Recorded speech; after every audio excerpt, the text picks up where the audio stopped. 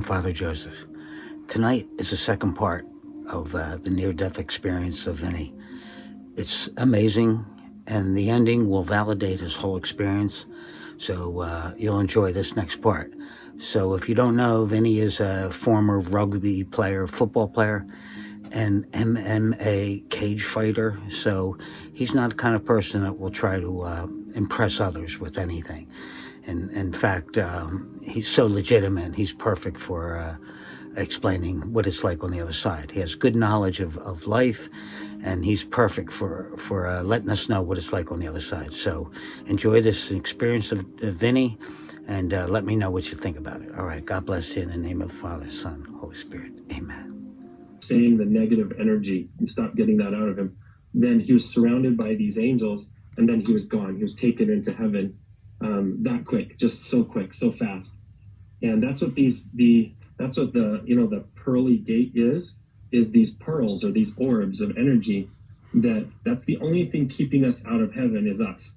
Is we will enter one of these so we can rid ourselves of negative energy, negative behaviors, thoughts, actions. Some might have vices or habits that you need to rid yourself of. And what these are is they're kind of little decompression chambers so that we can get that negative frequency or negative energy off of us so that we can match the energy of heaven and go to heaven. So that was the pearly gate is all these orbs of light that help people so they can transfer into heaven's gate or into heaven itself. And I noticed that the planet of heaven itself is so vast and huge, and where we were touching down is in this one corner that there's a little river and a little lake and a little hill, and there's a forest and some trees in the forest, some flowers, and just hills and hills of beautiful grass and beautifully snow-capped mountains in the background that I could see. And it was just so pristine and beautiful there. And like I said before, the light was coming from inside of everything. It wasn't coming from an outside sun. So like the grass emitted light. The grass emitted love. It emitted a sound, like a beautiful music. It even emitted a flavor out of it that even to be near it or to touch it, you could taste it.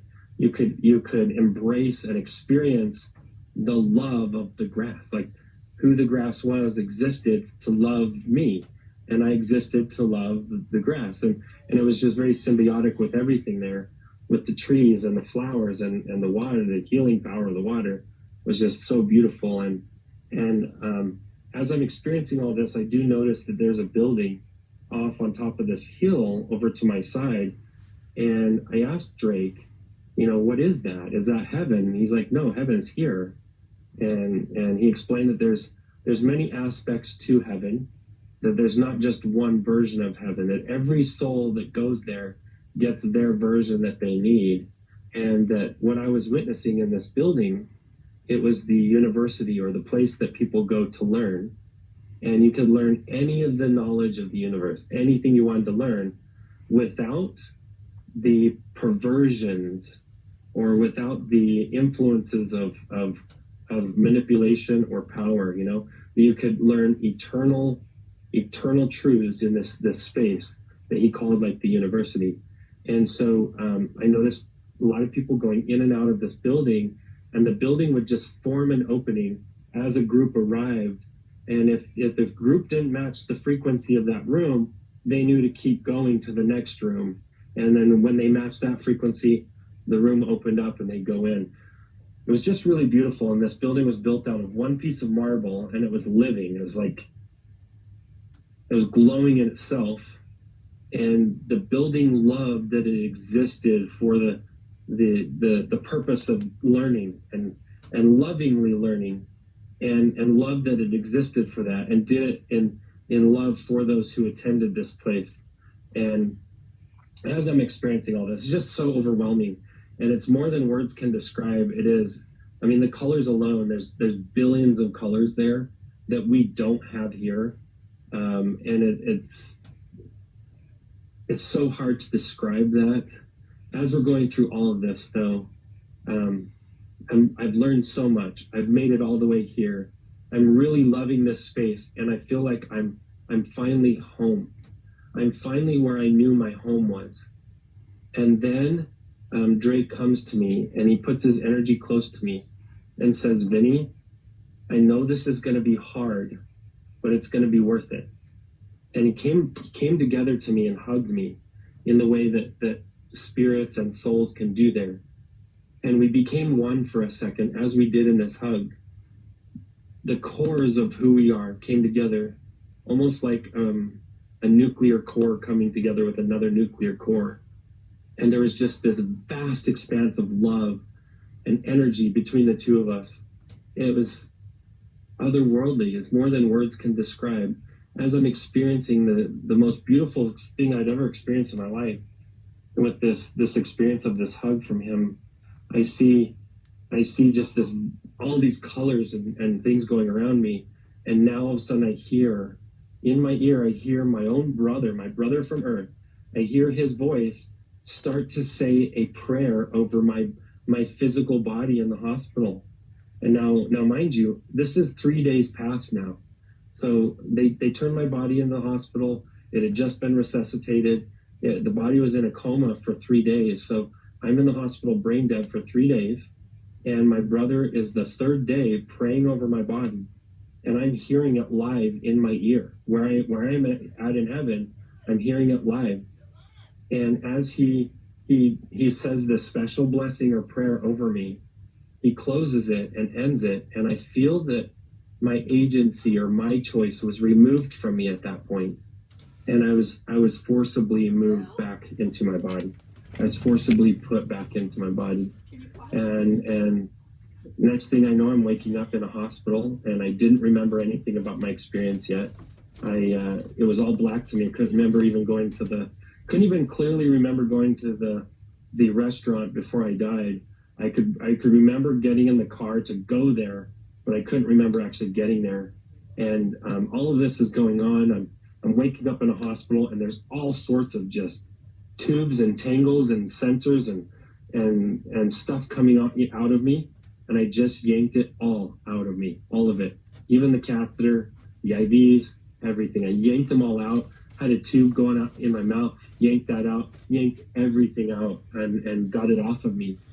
And I just felt like I had to stand there and just breathe for a minute, just take some deep breaths, and realize that it was very healing. Just stand there and breathe. And I've actually really focused on that since my experience, that having very focused breaths can really change your energy, especially in times of stress and times of chaos and anxiety or fear. Breath is a really good way to get out of that. And that really helped me to sit there and just breathe deeply. And then I was looking around, there's all these alarm bells going off in the room because I just disconnected everything. And so I went around and unplugged stuff because I was like, oh, I don't want alarms going off. So I unplugged all the equipment that I could find the plugs on.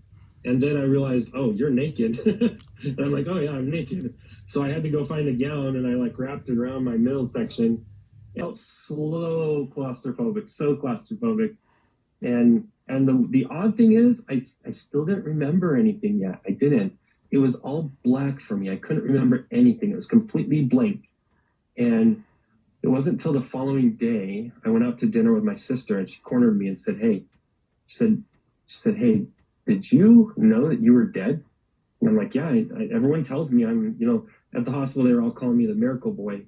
And I'm like, yeah, everyone calls me the miracle boy, I guess, but I don't remember any of it. And she goes, well, did you have a near-death experience? Because you were dead. And what's so weird is in my mind, I formed the words no. And as I went to go say the words no, what came out of me and what downloaded to me was my whole experience. My whole experience was already there, just needed that help or nudge to open up. And the second she asked that, it started to come out of me. I started to cry, started to bawl like a little baby. And that's not who I am, or it's not who I was then, especially. I was a very tough guy at that time. And I'm still a tough guy, but in a different toughness now. But back then, I was a very worldly tough guy. I wouldn't cry around anybody, no matter what. And I just bawled like a little baby. Every time I talk about my guy Drake, I just start crying because he loved me so much. I'm not going to do it here. he loved me so much. I'd never felt love like that, ever. And I was raised in a little bit of a rough home. I had an awesome mom. She wasn't perfect, but she was amazing, and she was an angel. And my dad was pretty rough on me in lots of ways. And so I was raised with that. I had a lot of I'll just call it dark holes or black holes that were in me before I died. And after I died, it was erased, and it was erased by my guide Drake. And what he did was he brought the love of God to me. He brought it directly to me, and he essentially wiped away or cleaned the slate for me. And here I was starting new, and I had to relearn how to live. I did, in a new way, because I was worth living all of a sudden, and I didn't quite feel that before. Even though by the world standards I was very successful in all this, I didn't feel it. I didn't embody it, and it was different after that experience. So every time I tried to express it to anybody, I would just bawl and cry. And that was until I met my wife. You know, a few weeks later, I meet a girl that's she's one of these earth angels, and I could see it. I could see heaven in her eyes. I literally could see heaven in her eyes. And that's where I built my future. And fast forward months later, I was in this little town in Wyoming at a family reunion, sitting at a high school watching a play about the history of the town. And they're doing this slideshow on the movie screen at the football field. They're doing a little slideshow of these different founders of the town and what they contributed and what they did to make this town, this little town of Afton in Star Valley, Wyoming. And up comes this image of this man. And my wife, she points to him and says, "That's your guide." And I was looking at her, and I turned and looked at him, and I froze. I completely froze. It felt like somebody took a cold bottle of water and poured it over me. I froze because in front of me was the very man who was my guide in heaven. So up until this point, I had a side of me that said, you know what, maybe you're just delusional. Maybe you're making this up. I didn't know who Drake was at this point. And now all of a sudden I'm seeing Drake. I see him in front of me in larger than life, this huge picture of him on a football field on a movie screen. And I froze. I couldn't even speak about it. My wife knew. She's like, "You got to get out of here." So we left, and the very next day I went and talked with my grandmother, and I saw that the name under the picture said Charles Kazare. And that didn't match with what he called himself. He called himself Drake. So I went to my grandma and I go, "Grandma, you're a Kazare. Do you know a Charles Kazare?" And she goes, "Oh, you mean great grandpa Drake?" And I was like, "Oh my gosh." There's my angel, Drake. And it's just amazing, really beautiful that and there's your confirmation. Yeah. And sorry. Ooh, take a deep breath.